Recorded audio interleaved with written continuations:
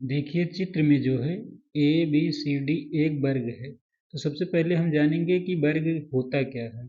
वर्ग जो होता है इसके चार कोण होते हैं, ए बी सी डी, और जो चारों कोण होते हैं वो समकोण होते हैं। ठीक, और इसकी चारों जो भुजाएं होती हैं, चारों भुजाएं आपस में क्या होती हैं, समान होती हैं। और इनके विकर्ण भी जो होते हैं ये समान होते हैं। और विकर्ण जो होते हैं आपस में एक दूसरे को समद्विभाजित करते हैं, और ये जहाँ पे समद्विभाजित करते हैं यानी समकोण बनाते हैं। ठीक, ये रहे वर्ग के बारे में सामान्य जानकारी। फिर देखिए वर्ग का परिमाप क्या होता है। परिमाप मतलब किनारों का माप। तो किनारों का माप मतलब चारों भुजाओं का माप।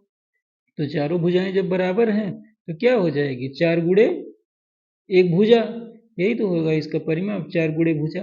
तो इस वर्ग की एक भुजा 10 सेंटीमीटर है, तो इसका परिमाप क्या होगा, 4 गुणे भुजा, है ना। भुजा का मतलब कितना हो जाएगा, 4 गुणे 10। अब 4 को 10 से गुणा करेंगे तो कितना आ जाएगा, 40 सेंटीमीटर है, तो ये सेंटीमीटर आ गया। ठीक, यानी वर्ग का क्या आ गया, परिमाप आ गया। अब इसके बाद हम निकालेंगे वर्ग का क्षेत्रफल। तो वर्ग का क्षेत्रफल क्या होगा, वर्ग का क्षेत्रफल होगा मतलब किस, इसका क्षेत्रफल निकाला जाए तो लंबाई गुणे चौड़ाई। तो लंबाई और चौड़ाई दोनों समान है, तो फिर क्या हो जाएगा, यानी भुजा गुणे भुजा, यानी भुजा का क्या हो जाएगा, तो इसका क्षेत्रफल क्या होगा, क्षेत्रफल हो जाएगा भुजा का स्क्वायर। यानी भुजा मतलब क्षेत्रफल मतलब लंबाई गुणे चौड़ाई, लंबाई और चौड़ाई जब समान है तो यानी भुजा को भुजा से गुणा करेंगे तो क्या आ जाएगा, भुजा। ठीक, तो देखिए क्षेत्रफल इसका क्या हो जाएगा, इसकी एक भुजा 10 सेंटीमीटर, तो क्षेत्रफल क्या होगा, यानी 10 का स्क्वायर।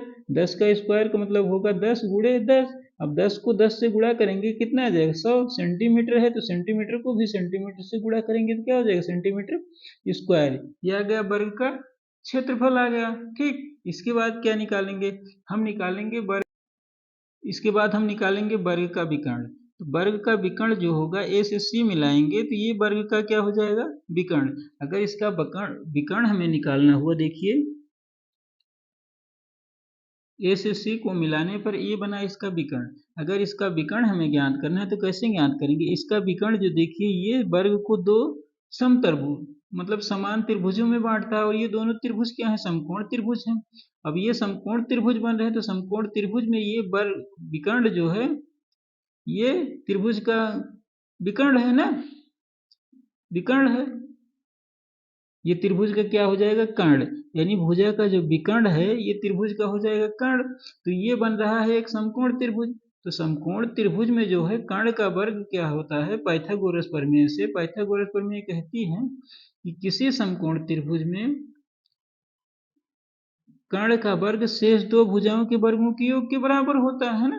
तो यानी इसका वर्ग बराबर इसके, इसका स्क्वायर और इसके स्क्वायर के बराबर है। तो देखिए इसका विकर्ण क्या, तो इसका विकर्ण जो हो जाएगा अंडर रूट 2 गुणे भुजा। तो देखिए अंडर रूट 2, भुजा कितनी है 10 सेंटीमीटर, तो गुणे हमने कर दिया 10। अब 10 को अंडर रूट 2 से गुणा करेंगे क्या आ जाएगा, 10 रूट 2।